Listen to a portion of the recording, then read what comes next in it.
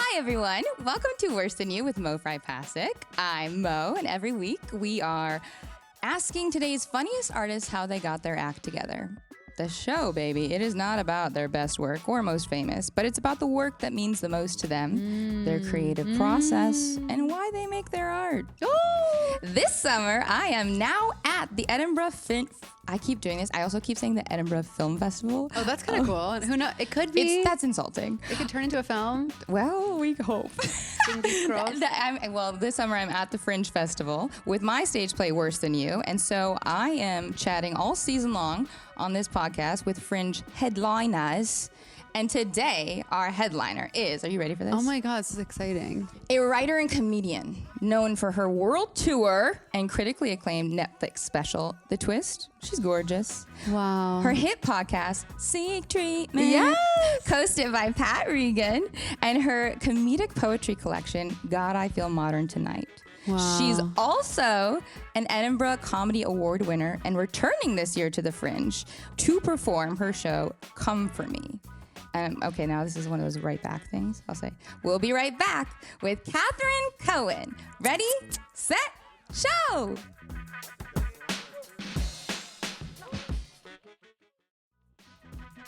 And now we're back. And we're back in the studio. We're back in the... We're back. Look at us both with our red nails. Did you do them before? I just did them yesterday. Oh, I love that. Myself. I'm kind of done with manicures.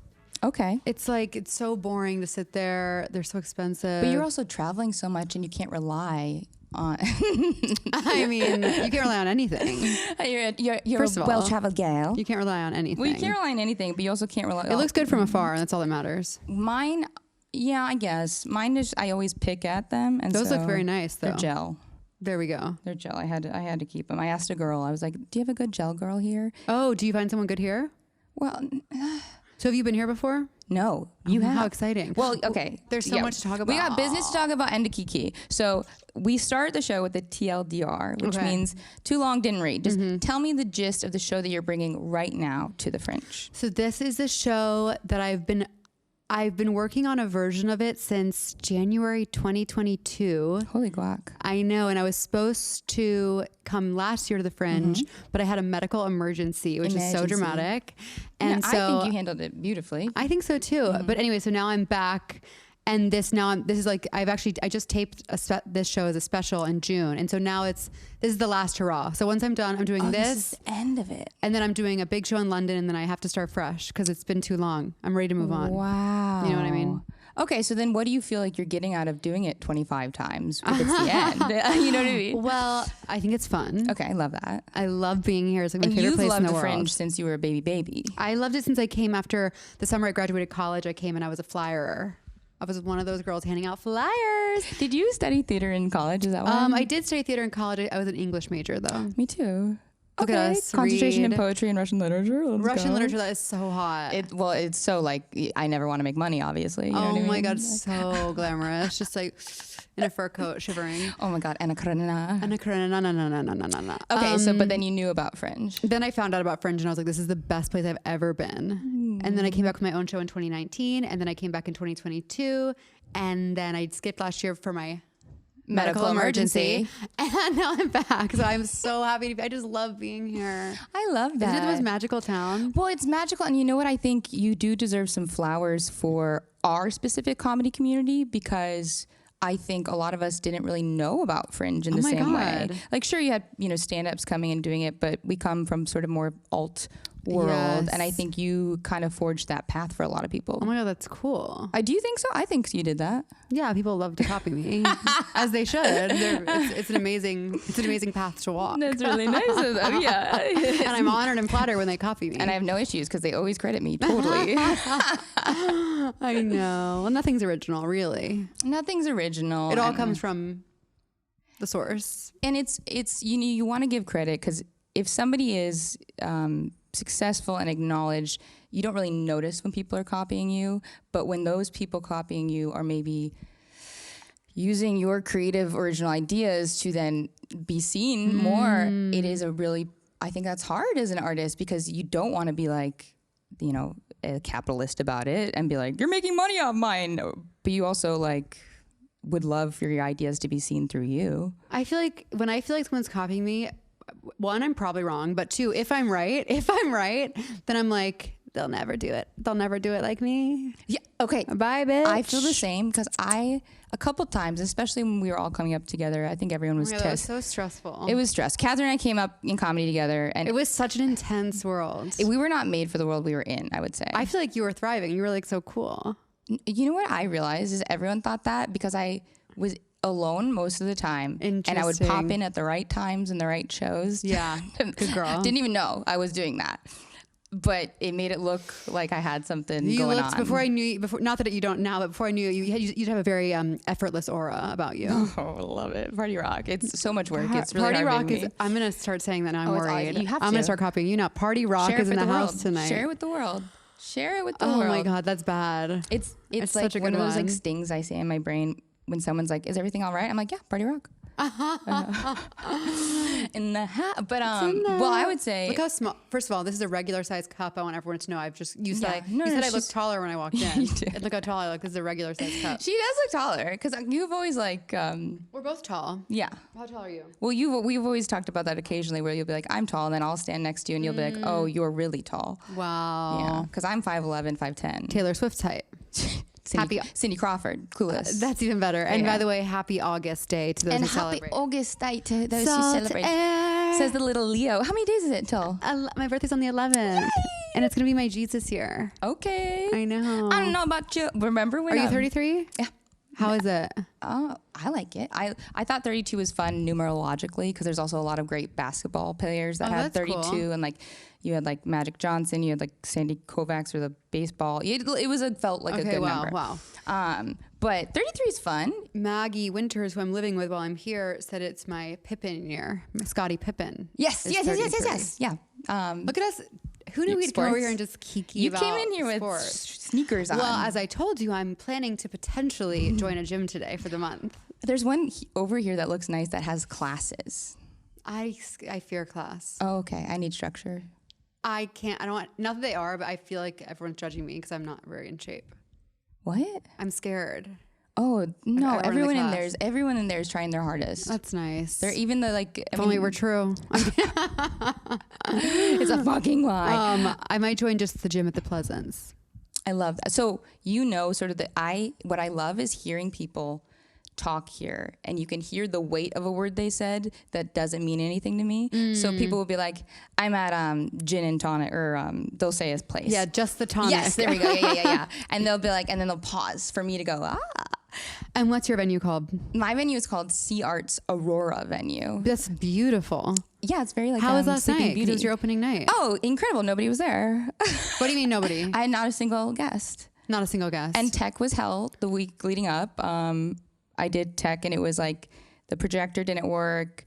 Thank God, this man named Don, who Shout was out. not designed to be a tech at the venue, who was like kind of a big dog in the space building stuff. He was like, I'm gonna do your tech for you. He was like, that's nice. Because it was mixing. It's an old space. It's an old lighting board, and I have really updated Q labs and it was all these logistics that I don't know how we got through. But I'm also a person. I'll be interested to hear how you think about this. People are like, the Fringe is hell. You'll perform to nobody or everybody. Yeah. And I was like, oh, that part I do not care about. If I get a couple people going, it'll build.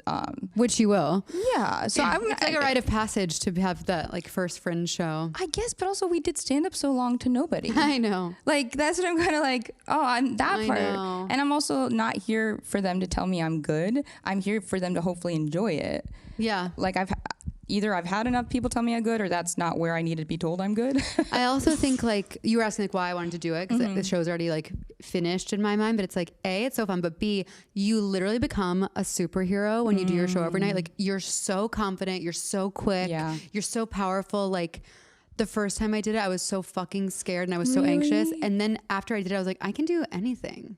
Who else you come with? Because who was directing the twist? No one. So it was just you, baby. Me and Henry Kapersky. Oh, Henny baby. Yeah. So he was kind of, music directed and then would be like emotional support and like a good sounding board for like, does this work and all that. But I didn't really know not many people. I was lucky enough to have like some English friends who would come over. And so like I knew some people who were here, but I was basically by myself the whole time. Wow. But in a good way, like in a focused way. Yeah, I feel like that a little bit right now, but I also feel like I have so many friends like you who have been here and do it that I don't feel alone in and that. you know I feel like you know so many people here. Thankfully, I know a ton. Yeah, and that's been nice. But and you're living alone. For now, That's nice. yeah. For the first period of time, but you know what I'm finding interesting is like I'm thinking about. So this we also talk about process here, and you started to say when we were first, working together, and I remember one of your first characters I saw at Richland. Oh my God. At Richland. Wait. Give me a second. Okay, she took the mic away. She took the mic. Richland. Yeah, this is the one across from Over the 8. And Both are dead now. I remember like there was one night when like we had a show at Over the 8, and then they were like, actually the bar is completely closed, and so it's like okay, then someone just like asked the bar across the street like, can we do it here? Yes, Matt Strickland did. Yes. Yeah. Oh my. Yeah. Oh my God. You know what I don't miss doing? Characters. So the way everyone was like, get on a mic and be like goofy. Oh my God. I wanted to die every time. Really? Well, I also am anxious. Like I'm realizing more like I'm learning about unmasking, right? And like I put on a character that is really like, hey, I know what I'm doing, or hey, I don't care. But the character I chose when we all had to be a fucking character was someone who was so anxious, and I would do this a lot. Oh yeah, do you remember this? I do remember this. Now that you're and it was just how I felt. Yeah, but people, because of the rest of the character she's doing, you're like, this is actually. And so I'd be like, hey, and then that I did benefit from the whole character idea because it just seemed like I was a quirky old comic. Oh my God. But I was going to say. What exactly is unmasking? So I am on like the neurodivergent spectrum. Okay. And a lot of times you learn in this world how to like perform your emotion or feeling in order to have other people understand it, because it might not show on your face or how you act. But you're feeling it. Yes. You're feeling it and you're like, I need to show this so that they get what I'm saying. Completely. So say I'm feeling like really uncomfortable, I have to mask like just being really still and normal, because it's a space where people are like, you're at a party, like, or like with friends, why are you uncomfortable? Or inside, I'm like really like my body, the lighting, I can see the flickering of the thing, like everything is stimulating me, but I perform like I'm daydreaming. Back to me saying you have effortless cool. It's a lot of work. You do. So, but I'm learning about that and trying to just like feel how I feel in those spaces and not mask things and not, or just leave and not explain it. It takes a lot of work, especially, I don't know, when we are performing so many identities. It's so tiring. I forget what originated that. Oh, but you're good because you're an incredible interviewer, but I want to stay on track here because... Well, we also haven't seen each other in a while, so I know, like, I really just want to like gauze and catch up. But okay, so... Because you've now been in LA for a few years. I know, isn't that wild? But you love it. You thrive. I live anywhere I am, I'll be really honest. That's beautiful. Yeah. If I have people like LA was miserable when nobody I knew was there or loved was there. Yeah.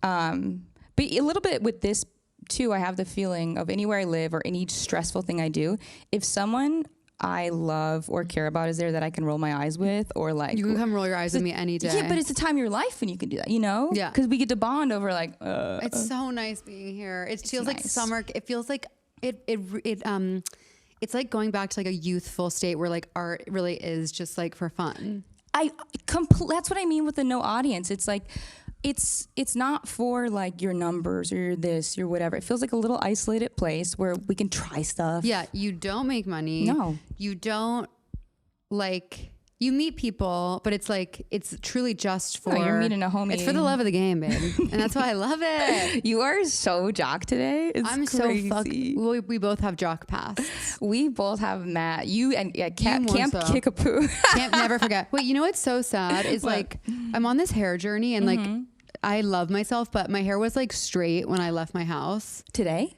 Last night. Okay. And now it's because it's so humid. Well, it's about to rain. I'm famously very jealous of anyone who has curl in their hair. It's just, you want what you can't have. I know. I understand. But it's just kooky. I'm not saying it doesn't look good, but you know what I'm saying. I use all the products. Because it's also a little bit like when you are an artist and doing something, you want to be princess a little, where you're like, hey, I'm on the stage. I would love to not have to worry about hair, this, blah, blah. I want to go like car to door. Oh. And then we can forget about it once you're not being in the public eye. But it's I love going diva mode. Diva mode.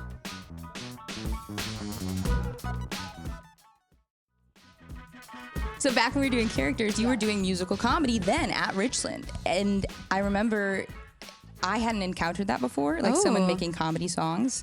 And I'm excited just to hear, because that's consistent. That is truly what you do now. There's not a single change in that. So I'm wondering where, like, one, you discovered you wanted to do that, and two, like, are the songs like your poetry first? Are you doing them in the Notes app? Are you like, how are you getting what we call clay on the mound? Like, how are you carving them? Clay on the mound. How are you getting clay on the mound? It's so fun. Well, yeah, I grew up like doing musical theater, and I would try to do like the cool girl stand-up thing, and then was like, I miss singing, and so I just reached out to Henry and was like, can we play around with writing some songs? And it just felt so right away. I just love making up songs. I actually, this is exciting. I was just the past 2 weeks in London working on an album. Bitch. Which is like half old songs, half new. This is incredible. And it was very like, I have to say, it's one of those rare moments where you're like, this is what I was meant to do. Like, it's so fun. Oh, that's it was an so incredible feeling. Fun. I just love singing little songs. Oh, I love that. It was so cool. And so for that, yeah, usually I come in with like a joke. Yeah. Like written in like a Notes app and like maybe a melody in mind, and then just kind of like improvise and play around with like actual musicians who can like fill in chords and all that. That's giving so like, you know, like what we thought, like, guys, let's kick around a little. You know? It literally is like that. Yeah, I really love that. And it's so fun because so much of what we do is like so isolating, and so to be in a room with other people. Oh my! That's why I love like, even, you know, I've been touring and I've been using like like karaoke tracks, but now this month I have my pianist friend Fraser, and it just even having someone else on stage, it makes it more of like a we got this vibe. It's, well, we also like, we're in an improv world, and like we were around people who like to play around and like to mess and like do bits, and that sort of thing is like, I think, a unique portion. I don't know, when we're growing up, it felt like all the media that we were told about making art or do whatever, it's like this sort of solo tortured person. And it's like, oh, like even when I'm doing edits, like me and Sudi are in rehearsal and we'll be like, and then. Oh, it's so fun. It's so fun. It's on its toes. It's like, oh, try it. And then we'll, you know, mess around with a new idea. And that is so much more fun than being like, look at that funny script I wrote. I know. I really don't like writing scripts. I hate it. I keep trying to make it happen, and I'm just like, this isn't for me. Does it happen to you where you do something good artistically and then everyone goes, that was incredible, could you write a script and do a different art for us? Yeah, that happens a lot. Yeah. It's so interesting. Yeah. Or people are like, yeah, a few years ago, I felt like everyone was like, you have to write a TV show for yourself to star in. And so I ended up like trying to pitch that for like, the process ended up being like 2 years, and parts of it were fun, but a lot of the time I was like, do I even want to do this? Like, it doesn't feel, I like being in other people's stuff. It's so fun. I love that. But my question is, were you asked to like, did they give premise, or was it just like, we can make something for you, but we have no idea where to put you, so do it for yourself? Of course. It was like, everyone was like, oh my God, like pitch us your show. And then the feedback is always like, oh my God, we love you, but that doesn't work. Yeah. And I was like, okay. And then I learned a lot. I don't know. I don't think I would, you know, who knows what I'll do in the future. But at that point I was like, this isn't fun. No, it's not fun. And pitching a show is like, that's not the fun part at all. But for some people it is. Yeah, you're right. It must be. And so I think that can further your appreciation of like, oh, I love the stage. I'm good at it and I love it. I know. You know? I love it. And I think sometimes we're told like that it's all for, you know, being on the next Top Gun. It's like, no. I'm so Top Gun coded. You literally are Lady Gaga on the Top Gun runway. Wait, I do actually really connect with her. I love her. We both have strong features, I like to think. I mean, she's one of the most powerful, beautiful women alive. I really feel this way. She like bigger by the second. The hair. It's cool. That's incredible though. You don't need volumizer. Wow, you're right. There's a silver lining to everything. I'm like, no, it's funny. How do you get your style so cool? You know what? I laugh because people always will be like, you're so confident, you have such unique style. And I'm like, I'm just not self-aware of what other people are busy with. And I wear what I feel comfortable in mixed with something I seen in a movie that I liked. Yeah, where do you get inspo? Like, are you a Pinterest? No, I don't know how to work. It's usually like the 80s movies of Italian men I watched in like when I was a kid. Amazing. And so it's usually like a little Pacino or Ray Liotta mixed with like an 80s, the hottest stripper you've ever seen. Yes, that's a great mashup. Yeah, and those really inspired me aesthetically young. And then truly, I mean it, like I need to wear basketball shorts. I need to feel like I can move at all times or something, like shorts. I need to feel comfortable there. these shoes, I bought 3 pair of them for Target. I can walk around in them. Oh, they're from Target? Yeah, they look like Gucci slides. I go, excuse me, you're wearing Gucci. People think I'm rich. Yeah. You just got to curate the right pieces. You got to like, wow. And then this I got from Goodwill for $7. And that's giving Brooks Brothers. It's giving prep school. It's giving my rich husband. I love left the bedroom early for work. Oh, sexy. And he took his little Wolf of Wall Street tea. Yeah, that's my style thing. Well, you know what? I find my style is very similar to any sort of creative process where I'm like, we're all doing this, right? We all need to do this and say this. And people are like, no. Oh, what do you mean? Like, like some people don't care about I'll see something so clearly, like in a scene or an outfit, and then I'll even judge it. I'll be like, oh, it's derivative of this, or like and I have so many judgments, assuming everyone's thinking or feeling any way I am, and they're not at all. But it's like, I don't know. Okay, so I'm in this vein. So a lot of people will tell me because of my style or because of my work that I'm very vulnerable. They're like, oh, I'm like, what? Because those aren't the things I find vulnerable. Talking about trauma or my past or like my process, I'm like, it's more vulnerable for me to like, you know, unmask at a party, like be like, the music's too loud. You know what I mean? Like it's arbitrary to other people. And you are so open about like, even the cutest original song of Boys Never Wanted to Kiss Me, and so now I do comedy, right? That is so tender and vulnerable. Aww. And so I'm curious what parts of that are an effort for you to be vulnerable or something you just need to say, and where vulnerability comes in for you. Wow, thank you. That's beautiful. I feel like I'm getting less vulnerable like the more I do this. Really? Like Why? at the beginning I was like, and now I'm like, wait, I want to keep some things for myself.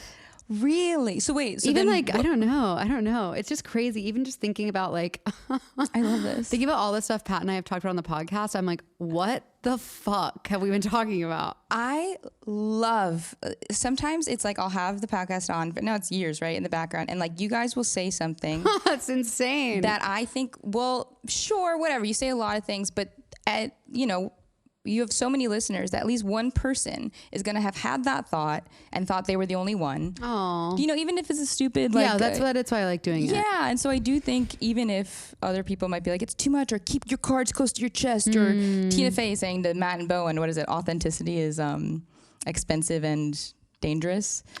Oh, I don't know if I saw that clip. Because they were talking about people publicly or whatever. And what'd she say? Authenticity is expensive and dangerous, I think it was. Like it's dangerous to like reveal what you really think? Yeah. And so I think as you move up the sort of success chart, people do say like, shut it down more. But I'm curious about that though, because it's like, well, one of the reasons we are so, you know, obsessed with you and speak to you and want to go see your shows is because you are just like, hey, yeah, that's nice. There aren't smoke and mirrors. This is me. I'm Kat. I guess the only difference is like when we first started, there wasn't as much like posting every piece of the work online. Oh, exactly. Do you know what I mean? Like there weren't, I feel like I'm like, there weren't reels. Or like there weren't reels. Though. There wasn't TikTok. So it was almost easier to be like trying stuff because there wasn't even like, when did Instagram stories start? Oh, well, I know that. 2016, because I did them a lot. Remember I did them in the mornings? I would dance. What? Yes, actually. But I feel like there was less like, I do feel like now the second you make something, it's immediately being critiqued by like so many people, which does make a girl scared. Well, this is a really good conversation to have because there is no space to fuck up. Yeah, like it's interesting because I also benefit from that. Like I'm at my shows, I'm like, post it. I love it. Like spread the word. I want people to come to shows. I want people to see stuff. But it's also like, there's the classic thing of like, am I going to save this really good joke to like tape a special or like do this thing? Or is like, am I just going to throw everything out there and see what, because sometimes I feel like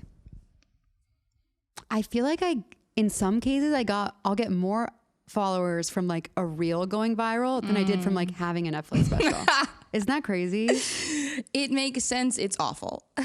It's so weird. And it's like, it's so funny too, because you put all this work and energy and time and love into the Netflix special, and then it is condensed to just a single thing. And then people say, that's the good thing. Yeah, it's interesting. But I really mean it. It's hard. Like the way I believe, and tell me if you think this, that we've gotten to be so comfortable on stage is because we fuck up. I've eaten shit 800 million times. Yeah. And where is there space to eat shit now? I know. I mean, surely, if not here, then where? Do you mess around on stage with this show? Definitely. I always like leave room to like say whatever. That's also why it's fun, because it's not a full play. Because I feel like, are you like truly, you're sticking to the script? When I can remember. Yeah. I'm like, yeah. But I see that's hard for me to hear, because I'm like, do you not have the impulse to like rewrite it or add a new section or like? It's more that I'm like, I have like a really solid base to fall back on, and then anything new I come up with at this point, I'm like, why don't I save that for like what the next show is going to be? That's fun. That's really fun. But up until I'm taping it, then I'm like, always like, oh, like this tag here might like really improve this joke, or I need something for this.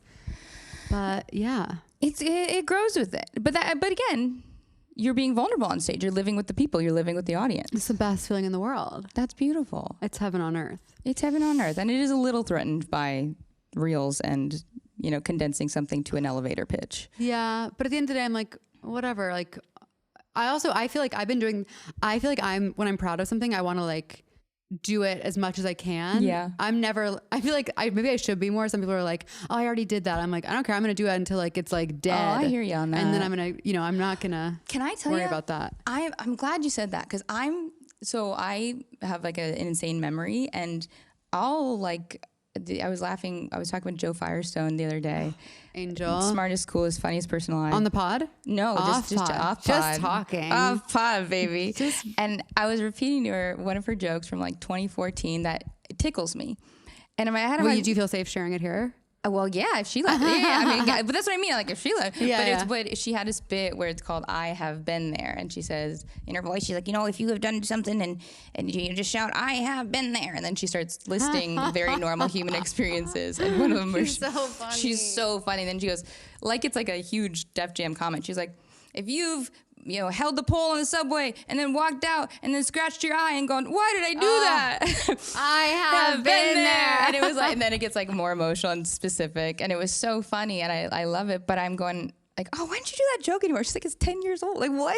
Like, and she didn't, have a whole idea of whether or not you should. Yeah. But it made me laugh, because I'm like, I have all these jokes from my friends who I think these jokes are perfect. I wish they could tell them forever. I know. I feel like with songs, you can do that a bit more. Like you can keep doing songs again and again.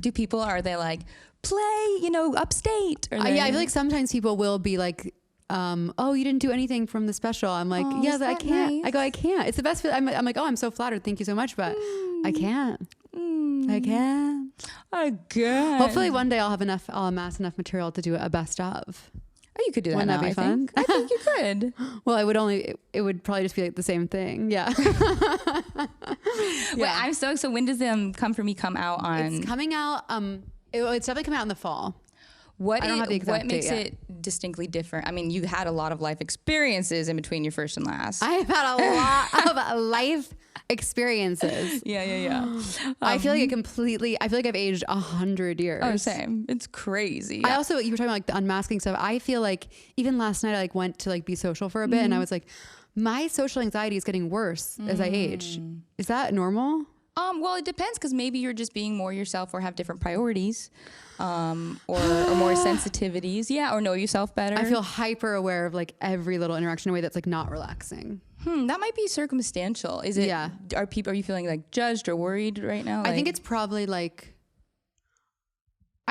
just that, because this context in some ways it's pleasure, in some ways it's work. And when I feel uncomfortable when like those lines. When you don't know it's like. I'm like, I just want to talk about like our lives. I don't want to talk about shows and stuff. Well, it's almost like, have you ever gone into like a pitch meeting or like a business meeting with someone we hang out with?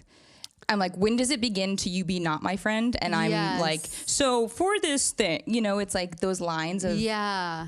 Some people are like golfers. They're good. They could be on the pitch and then talk business and then go back to being homies and then do this. And I'm like, hey, when does it start that we talk normal? And when do we? Yeah, that's weird. It's a weird feeling. It's a weird feeling. I also think, I don't know. Is there an energy like because you had a Medical Emergency. We love her. Well, I have to share it today. It's the 1 year anniversary of my mini stroke. Oh my gosh. Isn't And you that feel crazy? comfortable sharing what it was. Okay, yeah. Oh yeah. I was just being dramatic. No, yeah, I had what Hailey Bieber had. I know. Isn't that amazing? Yeah, you guys? That's amazing. Yeah, I won't go into detail, but yeah, a year ago today, I was like literally packing to come to the Fringe, and it happened. My gosh. Thank God it happened before I left. Can you imagine? Oh, yeah. No, I'm so lucky. Million It's been an miracles. amazing year. It's just like, I do have a low level of like, But I'm actually like genuinely wondering, like, you're nervous, everything, like actually being here after. yeah, I think that's that. definitely it. It's like a little bit like, when something like that happens, you're just like, wow, something can really just go wrong at any minute. Oh yeah. Well, I talk about it in my piece, but it's also that sliding doors feeling where like the worst thing can happen or the best thing. And sometimes That's a beautiful way to see life though. it is, but it's also like sometimes when you aren't in a good space, being present and that possibility can feel like death. Because then you're like, oh, then I have to be aware of everything I do. But it's like, no, the opposite's true. Lean in. Yeah. Or like when I'm socializing, I'm like, this person loves me. I'm like, oh wait, that person hates me. And I'm like, wait, maybe neither. Maybe they literally aren't even paying attention. And like all of that is playing in your head while you're just trying to chit chat. And it's so hard to just be like, that is why it's nice being in spaces with comedians who maybe are more curt, because you can be like, hey, I'm not really listening. I'm kind of stressed out. Yeah. You know, like, Yeah. I think you're probably going to be around people you can like express, like, I don't know why, I'm feeling funny. Do you know what I mean? Yeah. Oh, totally. I think everyone is in the same, especially like the first week of Fringe. I feel like everyone just like, they're talking to you, but everyone's just like kind of thinking about their show and like what they have to do and all that stuff. When I got here, there was so many tech mess ups. I hadn't slept for the first time in my life for 48 hours straight. Are you serious? Yeah. That's horrible. And sleep is everything to me, you know? yeah, you're good about it. Yeah, you're good about it. Well, I did actually. The reason I was running late is because I woke up really early and then did the thing where you fall back asleep. That's then some of the best sleep you'll ever have. At 12:30, I was like, it is some of the best sleep you'll ever have, though. it was kooky. It's the sleep inertia wake Big up. kooky. I want one that says big kooky. I have another big kooky. Big kooky. Big kookie's a persona that Sudi and I came up with through the process of writing this, and it's kind of like just like, don't fuck with me. I love like that. it's my identity when it's like, oh, you want to like. And it's my big cookie kind of just doesn't speak. I kind of let people talk themselves into a hole. Oh, wow. If they're fucking with me, and I just kind of stand there. I'm like, okay, and do you have a solution? I just got chills. I literally have chills. It's so powerful. But you know, you Talk themselves into a hole is so real. I'm doing that on a daily basis. I'm like, blah, blah, blah, blah. You're like, I'm down there. me with a shovel. Like, wait, I'm very proud of you. I can't believe it's the year anniversary. I know, it's crazy. That's really it's really intense. fun that the show starts tonight. Oh my God, the universe. Sure, it's going to be amazing. Okay, that was incredible work, because as Catherine was doing that, there was a little Shure brand on the microphone, incorporating her space. And yeah, I hope. Yeah, I'm like preparing myself for like a quiet first few shows, and then it'll ramp up.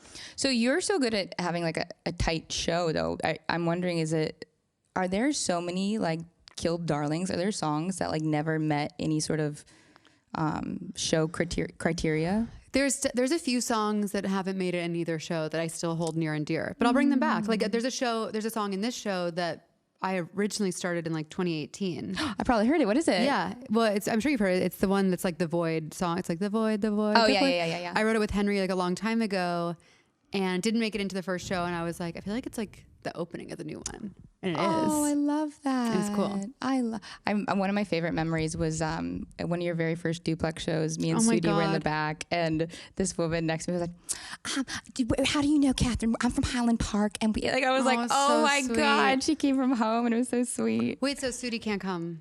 Sudi can't come. Well, she's booked and blessed, which is nice. Okay. Yeah, I assume she's working. Yeah, she's working. So that Major. part has been difficult because there's a time difference. There's a lot of, moving parts. So it's hard, but, we, sweet Matt Gehring stepped in on my tech. Oh, amazing. And, and helped. And then Lauren Mandel, Queen. the best producer on planet fucking I know, it's Earth. so amazing. It's crazy. She's coming in a week and a half. That's and going to be so fun. It'll be really good. And, yeah, you wish it could be like a whole party, but it is a whole month of shows and a huge time devotion. Yeah, I think the party starts like at the end once you're over the hump. I don't know if I'll be there. I think my thing is like I want to focus on like touching a lot of Scottish grass and like Love. feeling at one with the earth and having done a bunch of performances. I know. I'm staying right by Arthur's Seat. I want to go. We'll go for a do you little wanna hike. Go? Yeah, we'll go for a hike. Do you actually want to go? I do. Okay. I'm like, I'm not in the mood right now. So I'm like, I know. I saw your face. You saw me like shut down. I was like, I do. Wait, okay, we're all shutting down, but I do.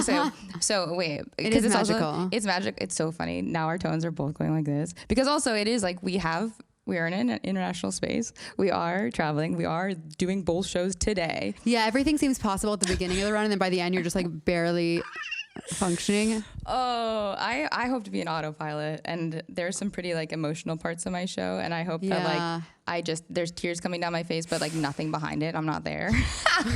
How many times have you done the show before coming to Fringe? I think like 10. Okay. I think, yeah. We've done it at like good. New York, LA. Which crowd did you prefer? New York. I mean, LA is so sweet, but they're listening a little too hard. New York just knows how to see theater. They're trained for it. Do you know what I mean? They know live stuff. Whereas LA, it's so few and far between that people are learning how to be in an audience as you're going. And again, it's great. I've never had a bad audience in LA. I love every one of them. But as far I love every individual who's in that crowd. Mouth kiss everyone on the way out. But it is not as immediately satisfying as somebody who comes from comedy because your jokes aren't getting that immediate laugh. Your people aren't. You know what I mean? You can't feel it as much. Not to say it's not hitting, but. Yeah, I just am partial to New York audiences. Sorry, LA. We're probably going to do a run when I get back. Will you please come? Fun. There we go. Okay, wait, so I have a final segment. Okay. And I like to start it a little early because... Look at this beautiful image. Oh my gosh, isn't it incredible? I haven't seen this. These are... Yeah, Lauren made them. These are three of the most powerful women in Hollywood. It's crazy. I have Worse Than You. This makes my heart feel like so warm. Playbills. Three really special people. You. Sudie Green, Lauren Mandela, Mo Fry Pasic. Oh. Yeah, it's nice. So, I mean, again, I feel so supported here because it's like I was sent with a box of these to hand out that are like, what are they called again? These are called... like not playbills, but like flyers. Yeah, I guess.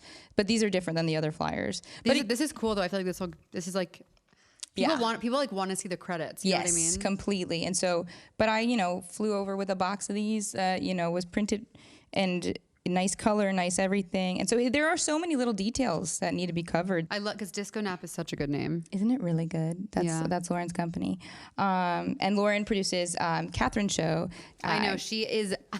I don't know how. I have no idea how she does it. How does she do it? It's crazy. It's crazy. Wait, Cabernet Cabaret. Or which one's I can't believe it's still called which that. Which one's first? Cabernet Cabaret. Okay, Cab.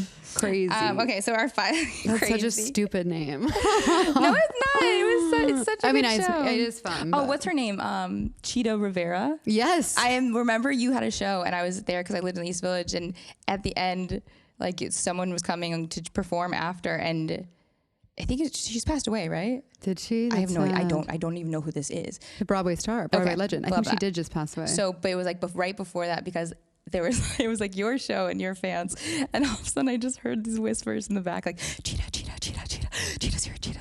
Oh my God, was she? She was there, yeah. So she was cool. like hobbling through, which to me it's Eastern Bloc, like where Catherine performs. Yeah. It's a club Cumming, and it's Alan Cumming repurposed it, but it used to be like the most depraved, debaucherous, like everyone's sucking and fucking in the bathroom.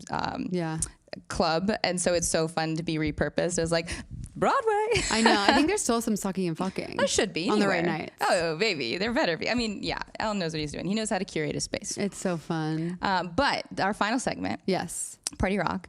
Party Rock is in the house tonight. And it will be at Catherine's tonight. Oh, I wasn't finding my light this whole time. I was just thinking we're actually being really well lit. Oh, incredible! Look at this. See, tonight at 10 p.m. At 10 p.m. at the Pleasance Fourth. Come on, out of thousands, she's fourth. Fuck yeah, mate. So our last segment. Oh, I have written a thing about it so I don't forget specifically. But it's called "Thank You for Holding My Poems," and it's one of my favorite segments. Oh wow! It's like one of my favorite just concepts in my life. And I say to people, please think on a moment, an interaction, or work of art that stuck with you, changed you, and felt important to who you are as an artist today. It can be as grand as the Sistine Chapel, but I hope you use this opportunity to celebrate moments that might not ordinarily seem big enough to celebrate anywhere, but mean the world to you, like a barista who one time told you you looked nice on a day you needed it most. And it originates from, Anna Akhmatova, the Russian poet, when her poems were illegal under the government or totalitarian reign, she couldn't print them or write them. So she would have her dearest friends memorize edits. Oh my gosh. And they would hold her poems. And I think I'd love to hold a poem of yours of something that's meaningful to you that maybe is a little bit private, but it's silly. I'm trying to read this, sorry. Oh yeah, go ahead. But like for me in my play, it's like when I was feeling really low, I bumped into this like random gay nurse at a nursing home, and he was like, "Oh, you look really pretty." Oh. And it was not a time where I felt or looked pretty. It was like years ago, but it was on one of the worst days of my life. Oh, and wow. I just think, oh, you don't understand. You've changed my life. That's so beautiful. I'm trying to think. It can even just be a movie that you watched when you need it the most. Wow. Well, okay, wait. It's such a good question. I want to do it justice. No, we can pitch on it as well. Let me think. Isn't it fun? Yeah, it's beautiful. I love that story about the poems. If there's anything, while you think, I'll just talk on my girl. If there's anything about Kat, what I love is that while Kat is so funny and has like a sex podcast, Kat is it really is a sex podcast. Well, that's what they say. You guys say on the thing. But what I love is that Kat is so romantic. You really are, and you're so emotional, and like you have like your poetry books and you've just constantly like cite. I remember when we were younger, you were like citing like writers and all these incredible people and culture I didn't know, but it was clearly someone who was consuming people who were emotional and beautiful and writers and artists. And I think that is a quality of yours that makes your comedy so full and multidimensional. That's so nice. Thank you. Of course. Well, I have, I just shared this with a friend because someone sent me. It's the poem I send everyone when they're going through a breakup. Oh, really? It's this poem by Stephen Dunn called Each from Different Heights Diminished, or Each from Different Heights maybe is the title.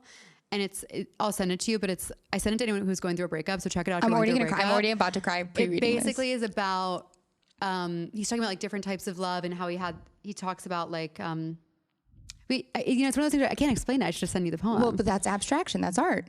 Each from different, it's like, he's talking about different love and like each from different heights diminished, which simply is the rule. So it's like, as you like get further and further, like these things that meant so much, like they don't hurt you as much anymore. Oh my God. And it's just such a beautiful poem. And so I'll How'd share you that find with you. I think it's probably my best friend in college, who I lived with, this girl, Rebecca, really opened up my world when it comes to like poetry and music. And she would show me all her favorites. And so I'm sure she sent it to me. I love when I was going through like early heartbreak. But it's always stuck with me, like anytime.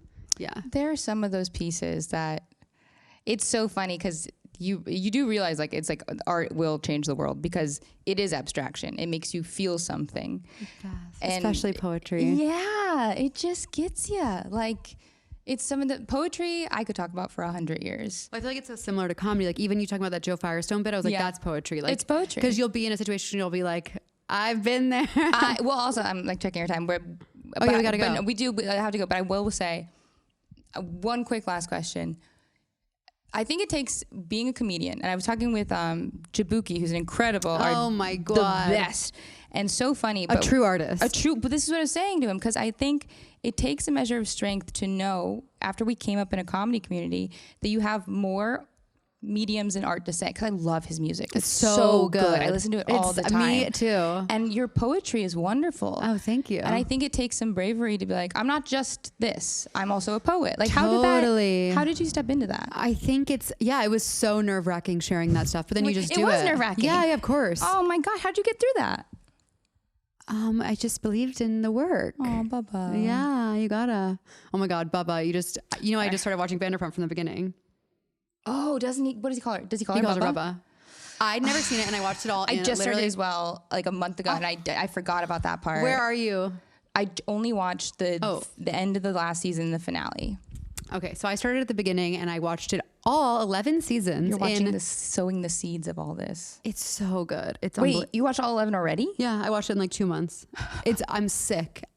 That's why I'm like Bubba, like, because it's all I've consumed the past like 2 months. Oh wow! Especially when I'm traveling, I'm like, I have to completely turn my brain off so I don't get stressed out right now. I'm just like, this is the perfect solve. I understand completely. But yeah.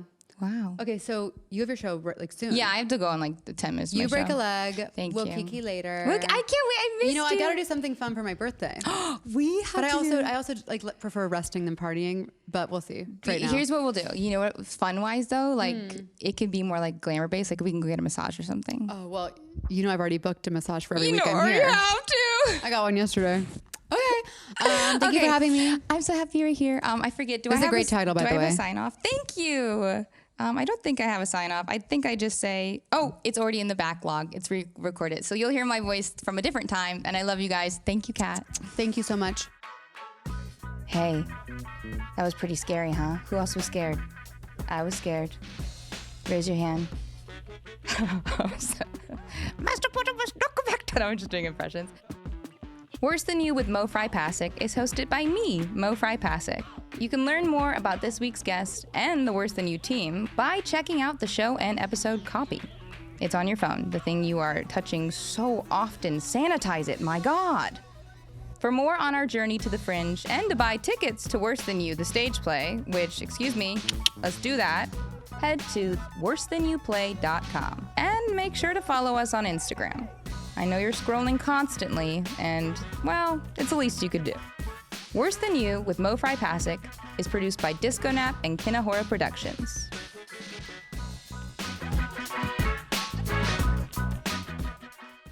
Oh my God, you're so pretty. Party Rock is in the house tonight.